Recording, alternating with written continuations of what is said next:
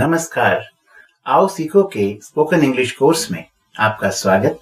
मैं हूं कैलाश शर्मा और इस वीडियो में मैं आपको सिखाने जा रहा हूं ग्रीटिंग्स यानी अभिवादन का दूसरा भाग। दोस्तों, पिछले वीडियो में हमने गुड से शुरू होने वाले ग्रीटिंग्स सीखे थे, जैसे good morning, good evening, good afternoon, good night, goodbye वगैरह। इस बार हम गुड से एक दो कदम आगे बढ़कर बेस्ट से शुरू होने वाले ग्रीटिंग्स सीखते हैं। जब आप किसी बीमार व्यक्ति को स्वास्थ्य के लिए शुभकामना देना चाहें, यानी अच्छी हेल्थ की शुभकामना देना चाहें, तो आप कहेंगे best of health, best of health.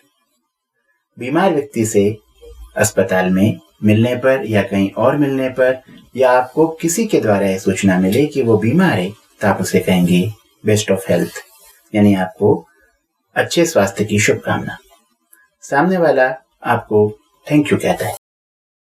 वैसे ही जब कोई इंसान किसी बड़े काम के लिए जाने लगता है, जैसे परीक्षा के लिए या कोई कोर्ट कचहरी के काम के लिए या इंटरव्यू देने के लिए, तो आप उसे सौभाग्य यानी अच्छे लक की शुभकामना देते हैं और कहते हैं बेस्ट ऑफ लक।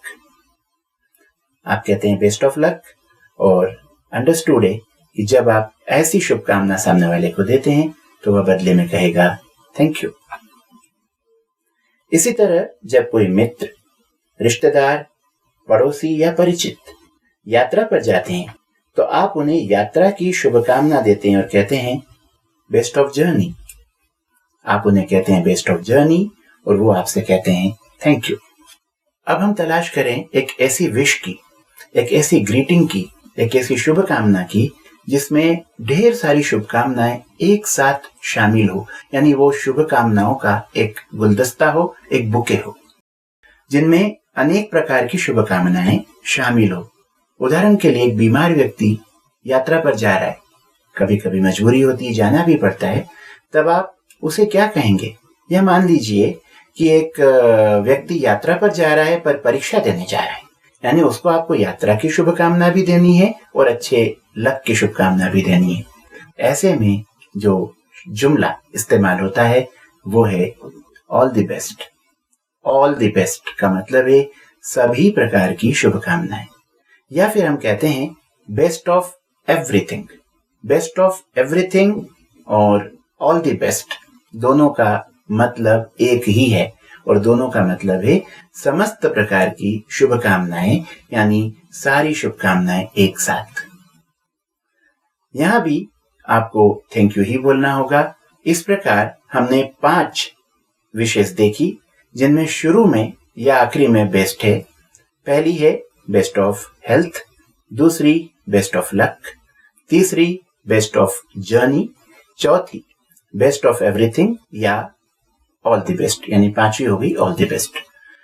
प्रैक्टिकल देखेंगे और प्रैक्टिस करेंगे, तभी ये चीजें आपको याद हो पाएगी। तो चलिए देखते हैं एक डायलॉग। एक ऐसी सिचुएशन है जिसमें संजू और मंजू आपस में बात कर रहे हैं। संजू यात्रा पर जा रहा है, उसने मंजू को इन्फॉर्मेशन दी कि वो बाहर जा रहा है। संजू ने कहा बेस्ट ऑफ जर्नी। जैसे ही उसने बेस्ट ऑफ जर्नी कहा, मंजू आंसर करेगा या रिस्पॉन्ड करेगा थैंक यू। रहीम और करीम आपस में बात कर रहे हैं। रहीम ने कहा कि करीम, मैं बीमार हूं, आई एम इल, और मेरी तबीयत ठीक नहीं है।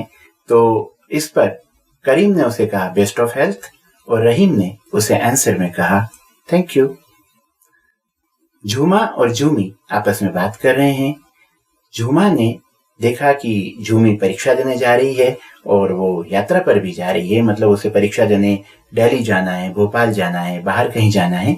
इस पर झूमा ने उसे कहा ऑल द बेस्ट झूमी। झूमी ने उससे कहा थैंक यू झूमा। इस तरह से हमने समझा कि लोग एक दूसरे को best of journey, all the best, best of health वगैरह कहते हैं, और आंसर में हमेशा थैंक यू बोला जाता है। आप अच्छी तरह अंग्रेजी सीखें, इसके लिए मैं आपको शुभकामना देता हूं, हर प्रकार की शुभकामना देता हूं। मैंने आपसे कहा ऑल द बेस्ट, आप क्या कहेंगे? आप अच्छी तरह जानते हैं आपको मुझे क्या कहना है, तो आप मन ही मन नहीं, जोर से मुझे कह दीजिए वो जो यहाँ कहना उचित है। तो हम एक चीज और आखिरी में समझ लें कि गुड वाली जितनी विशेष थी उसमें हम जो भी बोलते थे उसका आंसर वही विश होती थी। जैसे मैंने गुड मॉर्निंग कहा तो सामने वाला मुझे वापस गुड मॉर्निंग कहता था। मैंने कहा गुड इवनिंग तो सामने वाला मुझे गुड इवनिंग कहता था। पर बेस्ट वाली विशेष में ऐसा नहीं है। बेस्ट वाली विशेष में जब मैं उसे विश करता हूं ऑल द बेस्ट या बेस्ट ऑफ जर्नी या बेस्ट ऑफ लक कुछ भी, तो आंसर में वो सामने वाला व्यक्ति थैंक यू बोलता है। तो आपको ध्यान रखना है बेस्ट वाली जितनी भी विशेष हैं उनके जवाब में हमेशा आपको थैंक यू बोलना होता है, जबकि गुड वाली विशेष को रेसिप्रोकेट करने के लिए, रिस्पॉन्ड करने के लिए, उनका प्रत्युत्तर देने के लिए आपको उन्हीं जुमलों का इस्तेमाल करना है जिनका सामने वाले ने इस्तेमाल किया है। अगर ये वीडियो आपको अच्छा लगा हो तो इसे लाइक करें, शेयर करें और हमारे YouTube चैनल को सब्सक्राइब करें। नमस्कार।